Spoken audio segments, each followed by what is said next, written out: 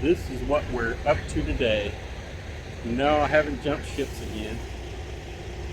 This is a target load that I got from Swift. I've done a few of these target loads. There's a DC center near my house, and they pay really good, and they're super easy.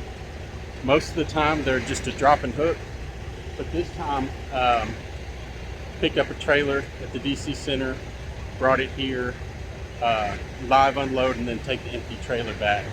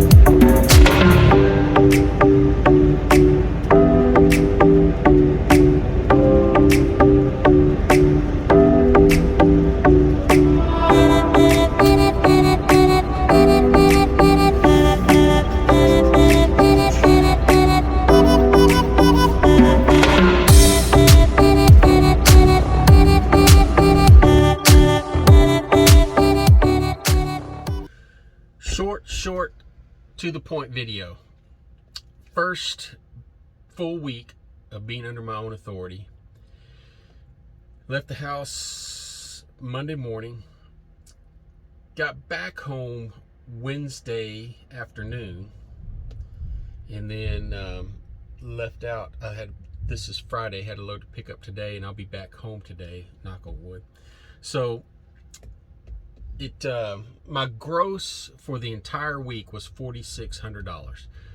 Not gangbusters, not record breaking, but what happened Wednesday morning, I had a real good load. I booked, and I waited about an hour.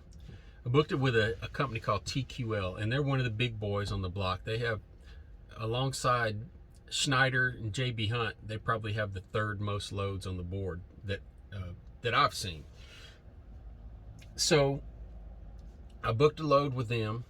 I waited about an hour, which I don't normally wait that long, but it was a good load. It would have taken me right by the house, and I could have delivered the next day. So I waited an hour, and I called them up and said, hey, I still haven't gotten a Raycon. And they said they were waiting on the shipper to give them a pickup number.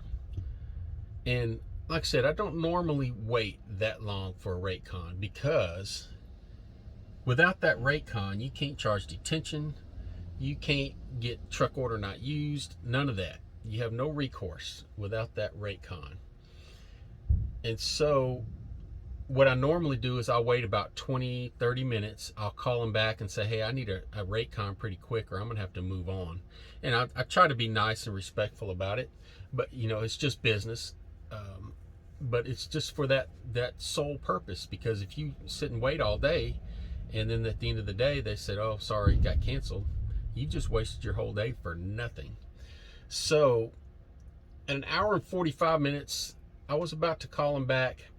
And the reason I waited so long was because I was near my house.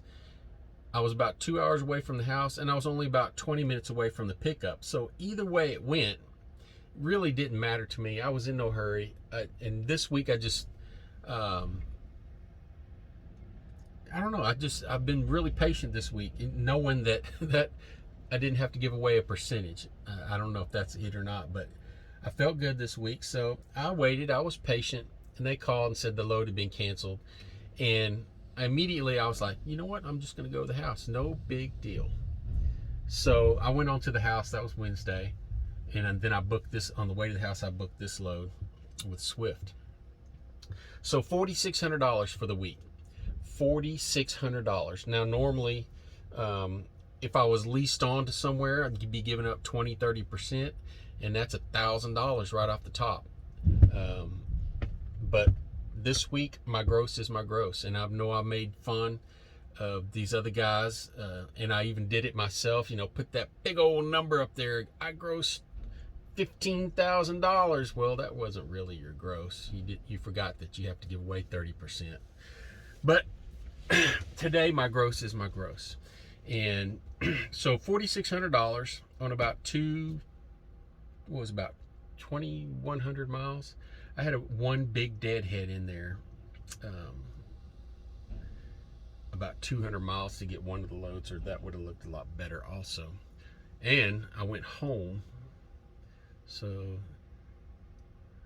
if you don't count my deadheads, it's only about